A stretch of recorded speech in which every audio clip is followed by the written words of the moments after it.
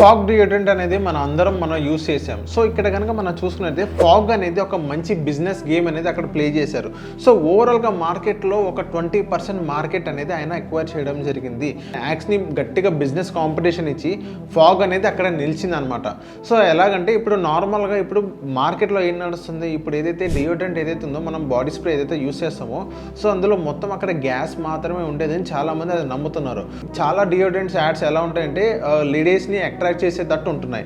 ఇప్పుడు ఫాగ్ ఏం చేసిందంటే ఇప్పుడు ఫాగ్ అనేది అక్కడ గ్యాస్ అంటూ ఏమి ఉండదు, కేవలం అక్కడ లిక్విడ్ మాత్రమే ఉంటుంది. ఐ మీన్ పర్ఫ్యూమ్ మాత్రమే ఉంటుంది బాటిల్లో అనేది. అది వాళ్ళు ఎక్కువ పోర్ట్రేట్ చేయడం జరిగింది.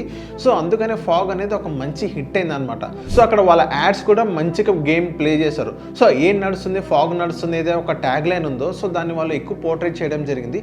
ఫాగ్లో అక్కడ లిక్విడ్ మాత్రమే ఉంటుంది కానీ గ్యాస్ అయితే ఉండదు అని వాళ్ళు చెప్పడం జరిగింది. సో దాని మీద వాళ్ళు గట్టిగా ఫోకస్ చేయడం వల్ల ఫాగ్ అనేది ఇప్పుడు గట్టిగా 20% మార్కెట్ అనేది వాళ్ళు ఎక్వైర్ చేయడం జరిగింది.